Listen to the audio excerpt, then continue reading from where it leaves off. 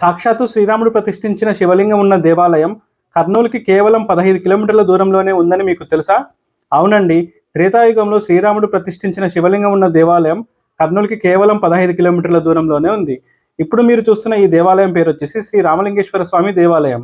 ఈ దేవాలయం వచ్చేసి కర్నూలు నుంచి కేవలం 15 కిలోమీటర్ల దూరంలో ఉన్న గొందిపర్ల గ్రామంలో ఉంది. కర్నూలు నుంచి అల్లంపూర్ వెళ్లే దారిలో మనకు మొదటగా పంచలింగాల ఊరు వస్తుంది, ఆ తర్వాత ఈతాండ్రపాడు వస్తుంది, ఆ తర్వాత మనకు గొందిపర్ల గ్రామం వస్తుంది. అక్కడ గ్రామంలోనే మనకు ఈ శివాలయం కనిపిస్తుంది. గొందిపర్ల గ్రామంలోకి ఎంటర్ అయ్యి కొంచెం ముందుకు వెళ్ళంగానే మనకు రైట్ సైడ్లో ఇలా దేవాలయానికి సంబంధించిన ఆర్చ్ కనిపిస్తుంది. ఇక్కడే మీకు శ్రీ రామలింగేశ్వర స్వామి దేవాలయం కనిపిస్తుంది. ఈ ఆర్చ్ నుంచి అలా స్ట్రైట్గా కొంచెం ముందుకు వెళ్తే చుట్టూ విశాలంగా ఉన్న ప్లేస్లో ఎగ్జాక్ట్లీ తుంగభద్ర నది పక్కనే మనకు ఈ దేవాలయం కనిపిస్తుంది.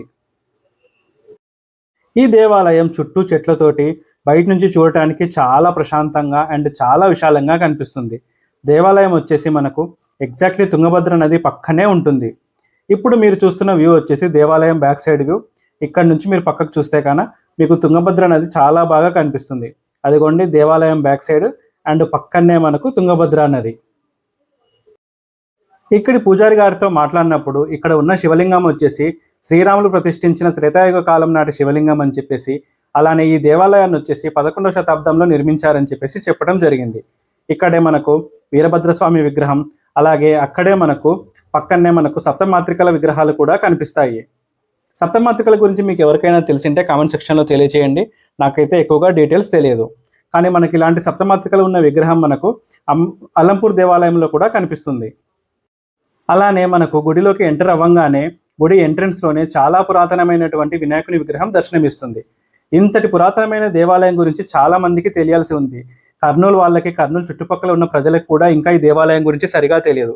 ఇంతటి పురాతనమైన చరిత్ర గల దేవాలయం గురించి అందరికీ తెలియాల్సిన అవసరం ఎంతైనా ఉంది. వీలైతే ఈ కార్తీక మాసంలో ఈ దేవాలయాన్ని దర్శించండి. ఒకవేళ మీరు వెళ్ళినప్పుడు దేవాలయం క్లోజ్లో ఉంటే దేవాలయం దగ్గరే పూజారి గారి ఫోన్ నెంబర్ ఉంటుంది. ఆ నెంబర్కి కాల్ చేస్తే వీలైతే పూజారి గారు వచ్చి మీకు దేవాలయం తెరిచి చూపిస్తారు.